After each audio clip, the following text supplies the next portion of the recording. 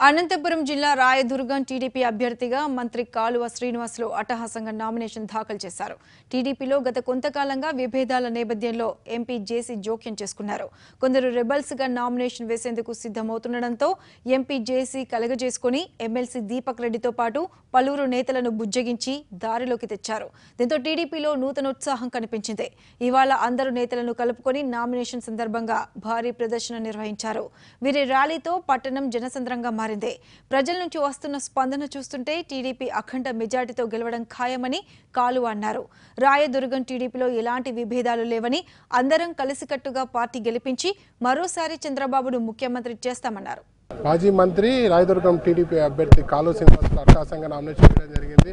ఏదైతే ఉందో గత కొన్ని రోజులుగా ఉన్న అసంతృప్తిని కూడా బుజ్జగించి ఒక రకంగా అందరినీ కలుపుకుని ముందుకు వెళ్ళిన పరిస్థితి. ఇవాళ నామినేషన్ ప్రక్రియ తర్వాత ప్రజల నుండి ఎలా స్పందన వస్తుందని తెలుసుకునే ప్రయత్నం చేస్తాం. ప్రజల నుండి ఎలా స్పందన వస్తుంది? మేము చేసిన కార్యక్రమాలు, చంద్రబాబు నాయుడు గారి ప్రభుత్వంలో జరుగుతున్న సహాయం, అభివృద్ధి, ఇవన్నీ అన్ని వర్గాల ప్రజలను మమ్మల్ని ఆశీర్వదించేలాగా చేస్తూ ఉన్నాయి.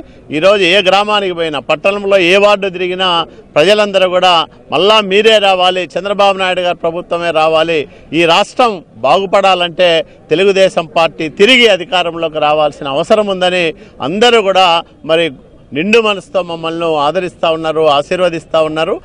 అన్ని వర్గాల ప్రజల మద్దతుతో, మా పార్టీ నాయకులు కార్యకర్తల సహకారంతో రాయదుర్గంలో అఖండమైన మెజార్టీతో విజయం సాధించబోతా ఉన్నాం. అట్లాగే అనంతపురం జిల్లాలో ఉన్న 14 స్థానాల్లో కూడా తెలుగుదేశం పార్టీ విజయ ఢంకా మోగించబోతా ఉంది. 2 పార్లమెంటు స్థానాలను కూడా మేమే కైవసం చేసుకోబోతా ఉన్నామనే దాంట్లో ఎలాంటి అతిశయోక్తి లేదు.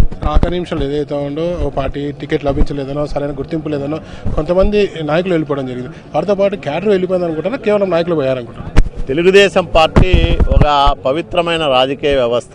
నాయకులు ఒకరిద్దరు వస్తూ అంటారు, మధ్యలో వస్తూ అంటారు, పోతా అంటారు తప్ప కార్యకర్తలు ఎవరు కూడా చెక్కు చెదరరు. కార్యకర్తలు 3.5 దశాబ్దాల కాలంగా ఈ పార్టీ జెండాను మోస్తూ ఉన్నారు, ఈ పార్టీని నమ్ముకున్నారు. చంద్రబాబు నాయుడు గారి సమర్థవంతమైన నాయకత్వంలో పనిచేయడానికి సమరోత్సాహంతో ఉన్నారు. ఎన్టీ రామారావు గారు వేసిన బలమైన పునాదులు ఇంకా ఎక్కడ చెక్కు చెదరలేదు. కాబట్టి ఆ పునాదుల మీద నిర్మితమైన ఈ తెలుగుదేశం పార్టీ సౌధం మీద మళ్ళీ 2019లో విజయకేతనం ఎగరవేయబోతా ఉన్నారు. చెప్పండి, ఇదైతే బీసీ నాయకులకు మేమే పట్టం కట్టామని చెప్పి వైకాపా నాయకులు కానీ, ఇదే బీసీ ఎంపీ అభ్యర్థులు కానీ వైకాపాకు సంబంధించిన చెప్తా ఉన్నారు. అంటే టీడీపీలో బీసీలకు సంబంధించిన లేదంటారా? వైఎస్ఆర్సీపీలో ఉండే బీసీ నాయకులందరూ కూడా బోగస్ బీసీ నాయకులు. ఉదాహరణకి కాపు రామచంద్రారెడ్డి ఒక వారం కిందట రెడ్ల మీటింగ్ పెట్టి రెడ్ల సమాజం అని మెట్టు గోవిందరెడ్డి, కాపు రామచంద్రారెడ్డి ఇద్దరు ఎగిరి గంతేశారు రాయదుర్గం రోడ్ల మీద.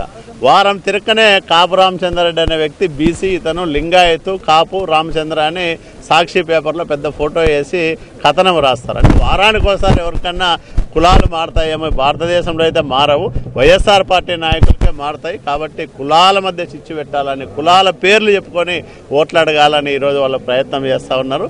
వాళ్ళ కుట్రలు, వాళ్ళ కుతంత్రాలు ప్రజల వివేకం ముందు పని చేయవు. ఖచ్చితంగా తెలుగుదేశం పార్టీ విజయ ఢంకా మోగిస్తుంది.